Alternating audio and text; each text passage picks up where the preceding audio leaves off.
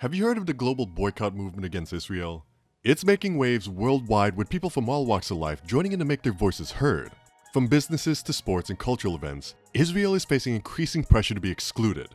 But how is this movement impacting? And what's the goal? Let's dive into this video to know all about this impactful movement and its implications. People, both online and offline, are telling others not to buy from big companies like Starbucks and McDonald's. They think these companies are supporting Israel's military actions in Gaza. These actions have caused the deaths of many Palestinians. The activists want to show their disapproval by not buying from these brands. This boycott is part of a bigger movement called the Boycott, Divestment and Sanctions movement. This movement wants to pressure Israel to stop controlling Palestinian lands. BDS stands for Boycott, Divestment and Sanctions. It's a movement led by Palestinians that started about 20 years ago, with the goal being to boycott companies both Israeli and international that they believe are helping to violate Palestinian rights.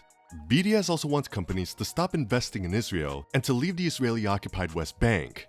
The BDS movement got its inspiration from the anti-apartheid movement in Africa. In that movement, boycotts and sanctions helped end apartheid. BDS hopes to do something similar for Palestine. They want to pressure Israel to follow international laws and respect Palestinian rights. Luca Abufar from the BDS National Committee says BDS is the most effective way for people to support Palestinian rights. Even though BDS is peaceful, it's caused controversy. Some people, especially Israel, don't like it. They think BDS unfairly targets Israel. In the US, many states have passed laws against BDS. These laws punish companies that support boycotts or divestment against Israel. The boycott's impact is felt most in Muslim-majority areas in the Middle East and Southeast Asia. Many fast food chains and franchisees in those regions struggle to stay open. In Malaysia and Indonesia, the boycott against Israeli products is particularly strong. QSR Brands, the franchise holder of KFC in Malaysia, is temporarily closing over 100 KFC outlets. This decision comes amid a Malaysia-wide boycott against KFC due to its parent company Yum Brands investing in an Israeli startup. Despite this, local franchisees argue that boycotts harm local communities and employees. So QSR Brands emphasizes its commitment to the Malaysian community and its employees. About 85% of its 18,000 employees in Malaysia are Muslim. However, economic challenges have led to the closure of about 20% of KFC restaurants in Malaysia. The company aims to manage costs and focus on busier stores. Since the boycott began, KFC has adjusted its branding strategy to emphasize its ownership by Johor Corporation, belonging to the Johor state government. Despite not being on the BDS target list, many Malaysians associate American fast food chains with Israel. Starbucks and McDonald's also face boycotts due to the perceived links to Israel. Berjaya Food, the owner of Starbucks stores in Malaysia, reported losses. Starbucks CEO Laxman Narasimham recently spoke about how the company is being affected. He said that at the beginning of 2024, Starbucks sales went down, decreasing the company's value in the stock market. Narasimham explained our business in the Middle East suffered. He also mentioned people in the US also changed their views about us because of what's happening in the Middle East. A few days later, at the end of December, McDonald's also reported lower sales than experts expected. They said fewer people were buying their food in places like the Middle East, Indonesia, and Malaysia, which have Muslim people. But why are McDonald's and Starbucks facing calls for a boycott? During a protest against the Gaza conflict in NYC, demonstrators could be heard chanting, "Starbucks, Starbucks, you can't hide, you make drinks for genocide." Such vocal expressions highlight the depth of sentiment among those who consider these corporations complicit in actions they find objectionable.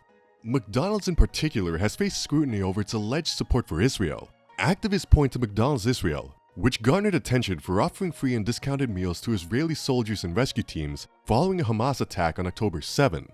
According to a report published on October 22nd, McDonald's Israel distributed 100,000 free meals to security and rescue personnel amounting to 5 million shekels, or $1.3 million in value. Despite these actions taking place within the Israeli branch, the McDonald's Corporation, headquartered in Chicago, sought to distance itself from the controversy. It asserted that it does not financially support any government involvement in the conflict and emphasized that decisions made by local franchisees were independent and unauthorized by the corporation. McDonald's further focused that any suggestions of corporate involvement in political matters amount to misinformation. However, this effort to distance itself from the controversy hasn't spared its franchisees from feeling the impact, specifically in Muslim-majority countries like Malaysia. In fact, a franchise operator in Malaysia is currently seeking $1.3 million in damages from the BDS movement, alleging defamation that has negatively affected business. Critics argue that McDonald's cannot be absolved of responsibility by merely disassociating itself from actions taken by its franchisees. Luca Abufar from the BDS National Committee asserts that McDonald's must ensure that its franchisees uphold the company's reputation and refrain from involvement in activities that may tarnish its brand image or violate human rights. Likewise, Starbucks has faced backlash, though for different reasons. The controversy stems from a conflict between the coffee giant and a labor union organizing its workers. On October 9th, just 2 days after Israel launched retaliatory strikes on Gaza, Starbucks Workers United expressed solidarity with Palestine in a now-deleted post. However, Starbucks responded by filing a lawsuit against the union for trademark infringement, alleging that its use of the Starbucks name and a similar logo had caused customer dissatisfaction and harmed its reputation. The union in turn filed a countersuit. Despite Starbucks not being originally targeted by the BDS movement due to not meeting its criteria, the movement has lent its support to the union in the wake of the dispute. While McDonald's and Starbucks acknowledge significant impacts on their sales, profits, and shares, analysts have yet to link these downturns to the boycotts. Anson Freericks, co-founder of Strive Asset Management, highlights the challenge in quantifying the boycott's effects, suggesting that a sustained trend over multiple quarters would be needed to confirm their success. However, analysts speculate that factors beyond the boycotts may contribute to the slowdown, specifically in Starbucks' case. They point to a broader decline in consumer sentiment in the US and economic recession in China, Starbucks' second largest market. Freericks focuses on how successful boycotts are those that make consumers feel they're making a difference, potentially prolonging their impact. Recent developments indicate corporations facing pressure to take stances on contentious issues. In December, sportswear company Puma announced it wouldn't renew its sponsorship to the Israeli Football Association, coinciding with renewed consumer backlash. While Puma stated this decision wasn't linked to the Gaza conflict, it occurred amid ongoing boycott efforts against the company since 2018. Likewise, in January, ice cream maker Ben & Jerry's called for a permanent and immediate ceasefire in Gaza. This move followed previous attempts by the brand to halt sales in occupied territories, leading to conflicts with its former owner Unilever. Ben & Jerry's clarified that its stance wasn't part of the BDS movement. Other companies are also being targeted. The BDS movement strategically selects a small number of companies for boycotts where it believes it can make the most impact. These include HP, Chevron, Siemens, Carrefour, AXA, and Hyundai.